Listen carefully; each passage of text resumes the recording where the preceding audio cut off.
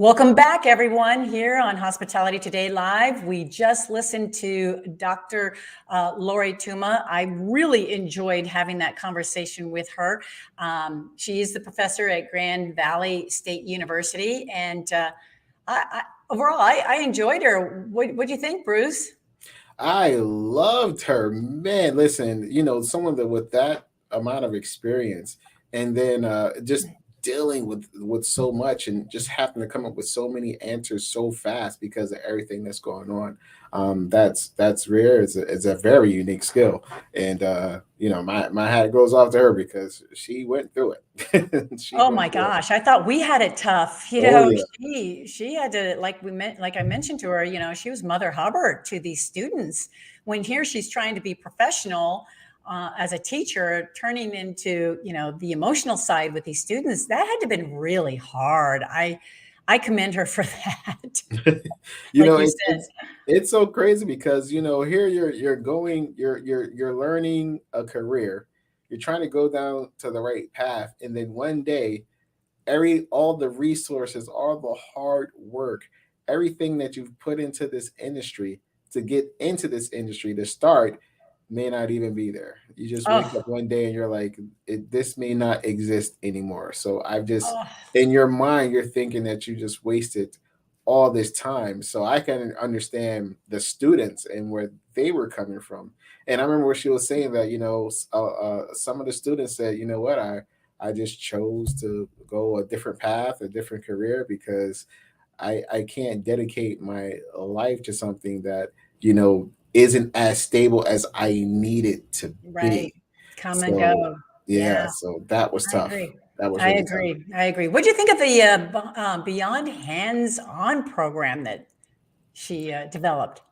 Listen, that was a lot of work. I don't think people realize how much work goes into putting these programs together and then executing Right. that and then on top of that, in addition to her additional duties that she has, so that's incredible because there's no way I could have been able to do that if I was in her position. It's just not going to happen. Well, you can tell that she has a lot of passion, a Mhm. lot of drive, a lot of, she really cares about this industry. And it's because of her is why our industry succeeds in the long run, because she's the one that is developing. It's like having you're a mother, you have, kids that are 3 or 4 years old, and then soon kick them out the door to the real world. I mean, that's what she's doing. But with the Beyond Hands-On program that she developed, there's a lot of coordinating, a lot of uh, firsthand experience that comes with that program that helps her sell the fact that, hey, this is the industry you want to be in. And so I agree. It's something that I wouldn't want to do, but she certainly is the right person for that as well. And she's just a good resource overall. And she gave us an overview of what the students went through in the pandemic. Not only the newbies Mhm. that are just starting in the industry, but the graduates, the interns and what they went through too. I thought was really, really interesting, and how she had to really, try to keep them all together. What would you do if that was you? Like you're just getting into the industry, you're learning, and then COVID hits. Like how would you have handled that situation? Yeah, that's a tough one, and that's a very good question. I think that if I knew the history of our industry, because this is, like I always say, this is not our first rodeo. That's We've right. been through this before. This just was a different animal. This one was a beast. But if you can get through this, you can get through any challenge in the industry. And will this happen again? Most likely. I don't know what the effects are going to be on our industry, because we've been through SARS, we've been through HIV, we've been through hurricanes, we've been through active shooters. There's all these things that have happened before. So And the theme, of course, today is meet safe. And I think because we are more cognate to meet safe, I think we're going to be better prepared for next time. And I know that I would definitely try to, like she did, try to keep everybody calm, cool and collective, and say, hey, this is a wave that we're going to ride together. We're not the only ones. There's a lot of industries out there that had to close their doors too. So we're not an isolated situation. We're just slow at recovering, because of the confidence of people getting back, into the travel mode and things like that. But yeah, that's a good question. It's a tough one, but it's all about explaining to the students and giving them the history of the industry would be very helpful. Mm-hmm. I love what she said about the leaders in the industry, and saying that the first thing that the leaders should do is let the employees know that they're safe, they're secure, Yeah. that their Yes. contributions matters. Because even in the industry today, with a lot of the employees and the general managers that I talk to and coach and I'm involved with, they a lot of sometimes, not all the times, but sometimes they feel like they're just being used, Yeah. and then they could just be thrown away after the owner or the manager or whoever, the management company, get what they want. So I think the owner should definitely make sure that the employees feel safe and secure in their position to neutralize the amount of turnover that we've been having. Because at the end of the day, there was somebody was saying that Target was paying $17 an hour. So I remember before the pandemic, housekeepers where I'm at, they were making $9, $10 an hour, and now you got housekeepers making $17 an hour. So if they're feeling safe and secure in their position, they're more than likely, not all the time, but sometimes they won't leave.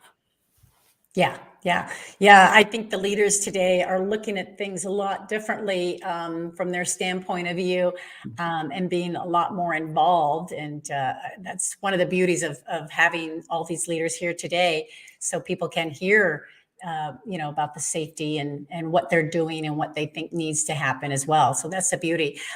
She did say though that the students have two main responsibilities.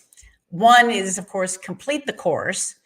And second of all, to network, joining the associations, networking, being out there instead of just in the classroom. So they've got, in the classroom things they have to do and outside the classroom that they need to do. And I thought that was really a good take for her to put on the students, because you don't want them to think that everything is going to come from a textbook, because we know the hospitality industry Yeah. is a lot more than just that textbook. You know it. Listen, we have all the out of class experience that they can absorb. You go to any hotel, they'd be more than happy to give any out of class experience you want, because Yes. the way things are going. So they're definitely not going to have a problem in that department for sure. Yeah, it's definitely a hands-on, and the industry changes every single day. When you go to work, no matter what position or what department or what company or organization you work with. And I think that's the beauty of why I've stayed in it for so long, is because first of all, I'm a Leo. I get bored really easy, Same real here. easy. So this industry has kept me on my toes, and it's kept me in front of other people. It's kept me to network, to stay in the know. And if you like that kind of atmosphere, this is perfect for you. Plus, it's a lot of fun. But what about you? What keeps you in this industry? Well, I'm a workaholic, so this is perfect for me because there's always work to do in this industry. I never get bored for one day. But my thing is definitely the employees and making sure their families are safe and secure, and they don't have to worry about, is my job going to be here, or is this hotel going to go out of business, or what's going on. That's my main goal, is making sure my employees have the means that they need to provide for their families, whenever, no matter what property I'm at. So that's number one. And number two, I love guests. Like I am a comedian and I get a new audience every day. There I you get to see my go. material works. Well, we're a very entertaining industry. I'm sure everybody laughs at your jokes. We all like to laugh, right? That's right. That's a good idea. That's a good strategy, no doubt. Well, what I loved about her too is, she doesn't stop. She's doing other things as well. As a matter of fact, this year she will launch a podcast that supplements with the classroom instructions, which I thought was brilliant. Mhm. It's called "Which Way to the Beach." And she's also going to be spotlighting women who find courage and empowerment using extreme outdoor motorsports and recreational activities. So it looks like she has a little combination going on there, but I love the title, Which Way to the Beach? Yeah, I love that. But the extreme outdoor motorsports, whew, I think I almost killed myself on a jet ski one time. So I'm going to be supporting her from on the beach. I think you and I will stick with the horse on the beach, There like we you talked go. There about you in go. Michelle's episode. But yeah, and yet she's on the go. She's always doing something new and different, and she was even talking about the fact that we need new curriculums in the teachings in this industry because things change so much and has changed so much. To update that material would be a huge project, but she's right. We need to get these students up to par on what the industry is all about. And when you talked about earlier about what would you do differently, I think that type of material is what needs to be talked about. Along with what we talked about with Chip Rogers earlier in the show about anti trafficking. The human trafficking is really part of the industry right now, and that needs to be in the textbook. That needs to be taught. In other words, because that wasn't around when I took classes in Yeah. hospitality school. So it's changed, and it's changed a lot. So she's right about that. I don't what I don't think people realize is that at times, not all schools, but there are schools out there that you have teachers that are teaching hospitality that never actually worked in hospitality. So if so they all they have is the book to teach a class. So if the information is out of date, the teacher isn't going to know. So it's not like they say, "Hey, this has changed. I know what I'm teaching you right now, but this has changed." There's no guide that they can go by because they have no experience. Yeah, So yeah, very and then much our true. students suffer because they're going to go to this hotel, they're going to go to this company, and they're not going to have all of the assets they need to succeed at that location. So they're literally started from scratch. Yeah, yeah, definitely. So this is a challenge that she sees coming on the student level, but we really need those students to come into this industry to take over for people like you and I. And I think she's the right person to do it. So it was really a delight to talk to her. I believe that she's doing everything she can in her power to help out in that area, and I plan to stay in touch with her to see how she's doing for sure. That's key, I believe. And she's in Michigan, so she's she She's skiing. she's probably skiing at the same time, enjoying all that. So, well, good deal, good deal. So now we're going to talk to David Peckinpah, who is with the Merritt's Global Events. And that conversation, I'm going to head over there to turn around and talk to him about that. So sit tight, and we'll be right back here for another episode, of course. Yes, with Efficient Health Solutions. And love that mug. So we know that we want to stay put for that and talk to the next guest again, which is David Peckinpah, right here on Hospitality Today Live with our official title sponsor, Efficient Health Solutions. Stay tuned, everyone.